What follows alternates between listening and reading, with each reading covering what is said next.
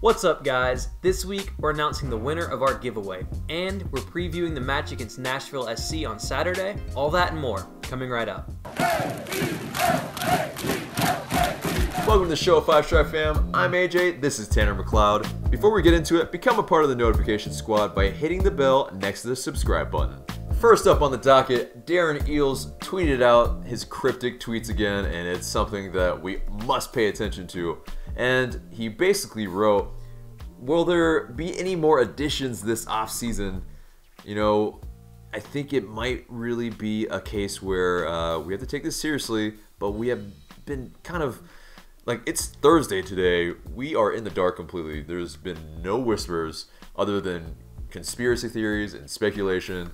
We have no idea who's being brought in, but we have ideas of what we do need. Yeah, we're like Pavlov's dog at this point, where it's just like, Darren tweets, and we're all just like, yeah, what is it? Yes. Say something, Give announce us more. something. Yeah. Because every time he does it, something happens. Right. And I love his trolling, but I also hate his trolling. Yeah. Because it's like, why do you do this to us? Yeah. You tease us for so long with Barco, Nagby, I mean, everything, and it's just like, his tweet game was on point. I will give him that. He is the banter genius when it comes to executives, and I love that about him. But at the same time, you know, it is just incredibly frustrating because we have no idea. Like this time, there are no rumors that are like anything that has steam. I have no idea what he means by that, which means either he's just making fun of us or he's gonna just pull something out from nowhere, and we're all just gonna be like, "Huh? Yeah, nice." And yeah, there were reports that he was just having a little bit of fun. That was per Doug Robertson on Twitter. So we don't really know if it's, you know, if something is coming or not. But we definitely need a defensive midfielder for one, because Tata has kind of voiced his opinion on, yes, Lorenowitz will probably start in Nashville this Saturday, but one of those things is he seems a little apprehensive. So he seems like he wants some cover there, or maybe a starter, you know. And I think personally we need another center back, just something, some depth, because right now our depth is Parkhurst, LGP, Miles Robinson. And then between that, maybe we have Lorenowitz filling in on the back line, and maybe Sal Zizzo, the new boy. Other than that, Escobar could play there, yeah, but Escobar then who's as it well. right back? Right. So there's not a lot of depth in either of those positions. I think both of those are, you know, grave concerns. And then, you know, we'll get into more of Yamil Asad in a bit, but the money from him, the money from Carmona, there's money there to be spent to buy a really solid player to play in that position, at least, you know, solid by MLS standards. So I think I like to believe that, you know, Darren and the front office are looking to add someone, you know, because if Tata's like, hey, I need something, the relationship's proven so far that they're going to go and get someone. Yeah. So if the money's there, I believe they will go and use it. And I think all of us would be greatly, you know, appreciate it if they do, because like you said, you know, we do lack depth on the back end. And that's something that one of those guys goes down, and someone always does at some point in time. No team stays healthy. It's a long season. You need that. And, you know, I don't know if those academy guys are ready just yet to step in and be a starter if someone goes down. Yeah, I think we should be rest assured that people are coming. You know, reinforcements are coming, but it's just, you know, preseason games are starting. You know, it's starting to get a little worry time, you know? And guys, word on the street, that lovely away kit that we've all been looking forward to, coming our way pretty soon. Been hearing some things that next Thursday, February 15th, during the open training session, we might be seeing our new secondary kit, our peaches and cream as people have been calling it. You know, it's going to be there. Finally not be a Reddit post or a Twitter post, and we can look at a 3D rendering. It'll be the real thing. Now, to be honest, they're actually not that bad. Okay, yeah, I mean, that's your opinion. That's like just your opinion, man, to quote the dude. But, you know, I think, you know, it's pretty divisive, obviously. A lot of people have blasted it on Twitter. I personally, I need to see it in person too. I think I'm not completely sold. I think there could have been a little bit more creativity with it, obviously, but I get the mindset of it. The peaches, yes, you got to have, you know, a contrast to our color scheme for our regular primary kit. But, you know, all I have to say is if you've seen the Las Vegas Lights FC... Ours is like the best kit you've ever seen compared to that. Oh my god, it's dear. Thank God we are not that. And widely missed the mark on that. Right, and you can see like on Twitter, like Zappos, who's the sponsor, they're like just vehemently, like really, you know, they're protecting it. They're just really... They're, you know, all up in there in the comments, in all the subtweets and all that. It's a little bit just wow. But yeah, I mean, I think we're probably gonna be glad it's gonna be over with in terms of the reveal next week. It's the worst kept secret you've ever seen. I mean, for sure. It's just everyone knows, and it's just waiting for it to be like, hey, look, we have this new thing, and everyone's like, yeah, we know. Yeah, exactly. Which, I mean, it's hard to keep that under wraps, obviously. I mean, there's like a lot of hands through the, you know, manufacturing process, the creation process, all that. So it was always going to leak, and, you know, every club usually has a leak or two. Yeah, I mean, it's always out weeks before. I mean, this one I feel like was out months ago. It definitely was. Like, oh, look, that's what it is. Right. Different iterations. I think there's a little bit more detail in this. Personally, I like it better than the gray and the red. I really do. I was never really a fan of the gray and the red. It's just, I don't like gray as a kit color. It's just kind of bleh. And this is more of an off-white, not really a cream. Okay. So I think it's decent, and I'm looking forward to it. Yeah, and I think we're curious what the bottoms and the socks are going to look like. Yeah. Hopefully they match this time. Hopefully they match. That'd be a positive. Yeah, I mean, last time they matched. It was with the red shorts, but it was just a matter of, you know, they did the white shorts when it really clashed with another team, and it was just like, it was strange. Not the look we were going for there. Right. It just, I think there needs to be a little bit more refinement in these processes, but, you know, hopefully we're gonna hope for the best, and we will see very soon. And next up, according to reports, DC United have signed Yamil Asad through a deal where they got his rights off of Atlanta United, dealt with Velez Sarsfield, and then now he's a DC United player, almost. He reportedly had met his teammates and whatnot already, but they have yet to announce it, and so in turn, we have yet to announce it. But the deal is seemingly done, and you haven't been able to talk about it yet. What are your thoughts on this? That pretty much sums it up. It's really disappointing because I've developed a real strong dislike to DC United, mostly because we lost to them 3 times. And I don't like the idea of one of the best players United had last season going to play for a team that I really, really want to beat. Yeah. So, you know, it's frustrating because, you know, apparently he was given a pay raise or given them, you know, offered a pay raise, and he maybe didn't want to stay and have a bench role. For me, it's frustrating because I think I would have tried to go for him if/when Almiron is sold in the summer, because I think there's a very good chance that happens. I mean, he's spoken openly about that. Yeah. I think Yamil would have been a great player to come in and take that spot and slot into the lineup, have that chemistry already, and I think that would have been a perfect fit.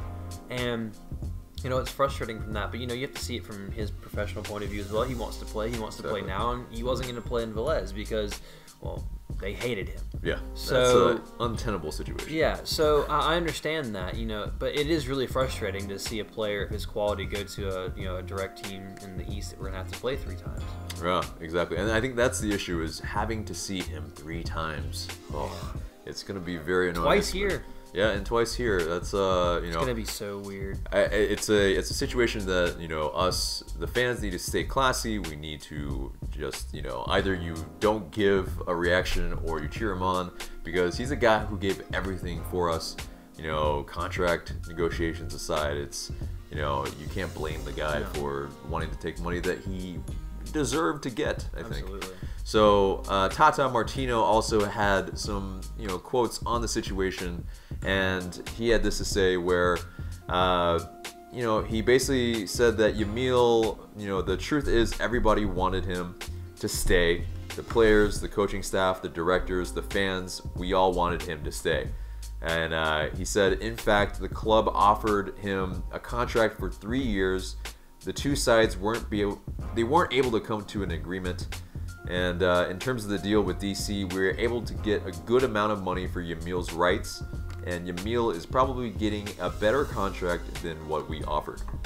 And so for it to be $300,000, which is almost essentially what we offered him, but again, yeah, we kind of talked about it, just a second ago, where his situation is just a little bit better. Although he still has to fight for some playing time. They have 3 sets of midfielders already on their team that could start as well, so he has to start, kind of vying for that playing time there as well. It's competition. So. I think something else that may have made this deal a bit easier to swallow, at least for Atlanta United, is that they did get some good money, like Tata said, right. And especially with the really frustrating and kind of unforeseen and a bit sale of Carlos Carmona, that money could be really important, because if there's one area we have good depth at the moment, that's up top. We have players that can play there, and we have players that can come in, and there might be a bit of a drop off between some of those players, but it's still a tenable situation. However, they need desperately to sign another central midfielder and another center back. And sometimes, especially when it comes to MLS roster building, you have to make some sacrifices. And, so maybe that's where they're going to put that money. At the same time, there's nothing stopping Atlanta from buying him back one day. So it's true, but that's also if he wants to come back. So it's a 3-way type of street as well, because DC United has to want to sell him. So it's gonna be tough, but hey. If we beat them 3 times, they're terrible, and then we offer them more money, then hey, come on, you can't be positive. I'm just trying to be positive. It's devastating. Carlos Carmona and him within a week. It's just. It's true. Oh, it's, such a. These are the things that we're gonna have to deal with in the future a lot more. Yeah. So at some point, every player leaves. Exactly. So. And some odds and ends before we get into our Nashville preview. 10 Atlanta United Academy players have signed with Division I soccer programs. So congrats to those guys. We wish you nothing but the best of luck in the future in your soccer career. Also, the 2018 primary transfer window for MLS is now open until May 1st. MLS has some pretty funky transfer windows, all things considered. There's also going to be the secondary transfer window this summer, which is when a lot of the big teams in Europe will be coming in trying to look at players like Almiron and stuff like that. So that's really when we're going to be concerned about our players. And then finally, there's a great article out by Toyota Football, link will be below in the description, that you really should give a read to.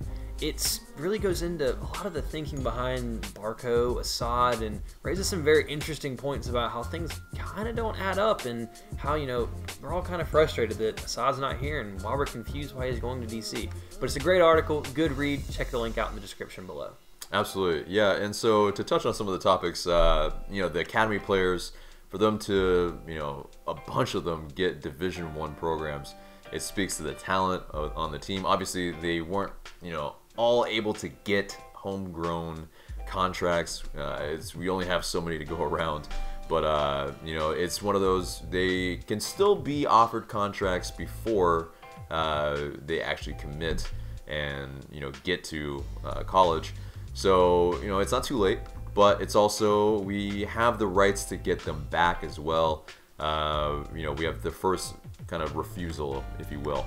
And so it's great. We, can see how they can develop, and, they, if they, grow into like another Julian Gressel, then fantastic. I think it speaks to the talent level inside the academy, though. I mean, obviously, only the best are going to get those contracts with the team itself.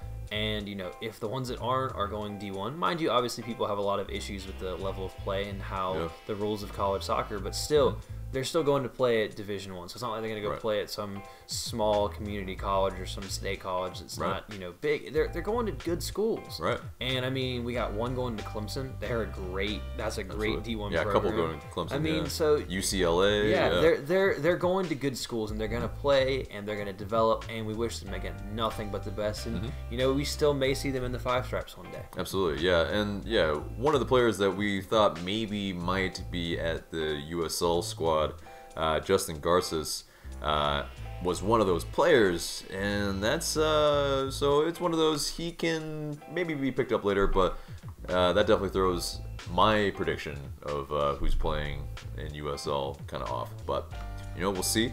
In terms of Toyota Football's great article.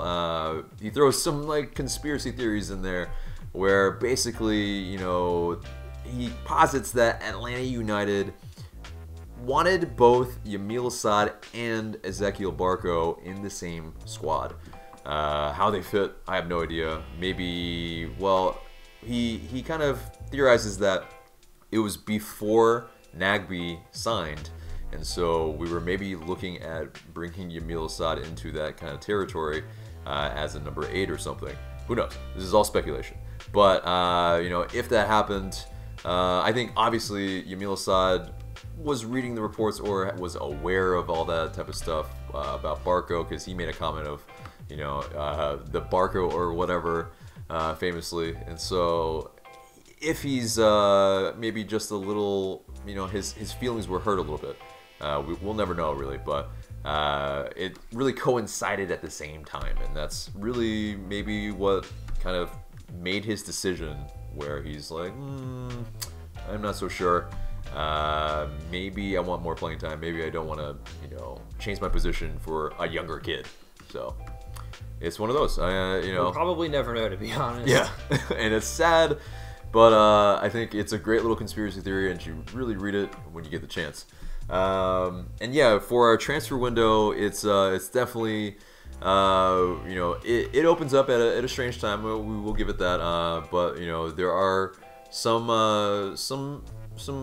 you know, moves that we can definitely make in this time period before the season starts, or even during the season, and that will really help us. So we have some time to make these moves, so we shouldn't get too worried, I think, is the bottom line and underlying thing from that. So, and lastly, we get into our preview of the Nashville SC preseason match. It's exciting times because it's our first time seeing this squad come together all in the same lineup versus a team. Oh, it's gonna be very, very exciting. It's the moment that we've really been waiting for since the end of last season. So it's almost like a signifier of 2018 actually starting. And so the match is 4 p.m. Eastern time at Tennessee Park, or First Tennessee Park, and it's gonna be very, very exciting. And I think there's gonna be a lot of Five Stripes going up there. It's only 4 hours away, so you know, there's a lot to look forward to. But obviously they're going to be playing, if you've been keeping track, they'll be playing in a baseball park. That is a little bit of a damper, maybe. Similar to Atlanta United too, though. Yeah. So, you know, some of the USL folk that are going to be there are going to get used to that, I guess, a little bit. But yeah, and also do note that we're going to be there doing our fan cams after the match. So make sure to come and say hi. Come say your bit on camera, and you know, we'd love to see all of you guys there. But in terms of the you know, expectations that we're going to see there, you know, how do you see our lineup kind of sussing out on the day? I think he's probably going to go strong first half. You know, 4-2-3-1, Guzan in net, Garza, LGP, Parkhurst, Escobar, Nagbe, Laronowitz, Barco, Almiron, and then I guess Vijal was not playing because of that niggling injury. I wouldn't probably play him, so I'd probably have Gressel on the right, and then obviously Joseph up top. I think he'll play them for the first 45 just so we can have a look, you know, see what it looks like. Hopefully they can put 5 past him in the first half, and then, you know, I think the second half definitely he's going to bring on some of those younger players. I think you'll see, you know, Carlton play, Gazan play, Vasquez play. So I think that's interesting because you're going to see those younger guys playing together, and you know, he may leave some of the other guys on for 60 minutes, but I think, you know, it's still, you have to take it, it's a training match, you know. They're there to build up match fitness because you can practice, but when you actually start playing the match and going with the flow of the match and getting up to that game speed, that's what the friendlies are about. And so I'm not really having an expectation on the scoreline. I do think they will win. They should win. But again, a win is not the most important thing in the world here. Although I'd like to get off to a win against Nashville, I must say. I just, you know, I'm excited to see them finally kick a ball. You know, against another team. Right, and it's against a team that is going to come into the MLS in the future, and it's a team that will be playing our USL squad, ATL UTD 2, a lot this season as well. And so, you know, it's a nice preview of how they're going to be like, and also how maybe their fans are going to be like. Hugely important for the fandom, I think. And so, you know, it'll be interesting. There's a lot of storylines, I think, and there's going to be a lot of Atlanta United fans there. I mean, absolutely. I've been talking to a lot of people, and it's like, I have no idea how many like people that stadium holds, like 10,000 maybe, but I'm thinking a large chunk of it's going to be wearing red, black, and gold. So hopefully, and I really hope this, I hope that, you know, we set up, you know, a very high standard. We're loud, we're proud, but we're classy. I don't want United to develop an away following that has negative connotation. You know, I want us to be loud, and I want us to be supportive and show that, hey, this is how you support a team away from home. And, you know, I think everyone who's going, you know, safe travels, and I think they're really going to have a great time. Yeah, agreed. And so, you know, we get into our 5-Stripe Weekly question of the day. I'll leave that to you. And yeah, you know, we talked about it a little bit briefly, but our question of the day this week: who are you most looking forward to seeing playing this weekend? Because, I mean, there's options there. I mean, Carlton playing with the first team again. Everyone loves seeing the local lad play. And then, obviously, there's Barco. But you can't forget about Darlington Nagbe. He's going to be spraying passes from midfield. So we've got some new faces, and we've got some old faces that are going to be playing a little bit more. So I'm excited. You know, there's a lot of things. So get down in the comments. Get us on Twitter. Who are you really excited to see this weekend? Hit us up in the comments. Hit us up on Twitter with the hashtag 5Stripe Weekly, and let us know what you think. Absolutely. And congratulations to our giveaway winner from last week, John Pata, for his comment here. And remember to hit us up on the back end of our channel or on Twitter, and we'll get the prize to you. Thank you so much, everybody, for commenting, for, you know, getting in your submissions. Really appreciate all of that. And again, thank you guys so much for getting us over 1,000 subscribers. Let's keep reaching for the moon. So that's it for us today. Thank you guys so much for watching. And for Tanner McLeod, I'm AJ. Remember to like, share, and subscribe, and we'll see you in the next video.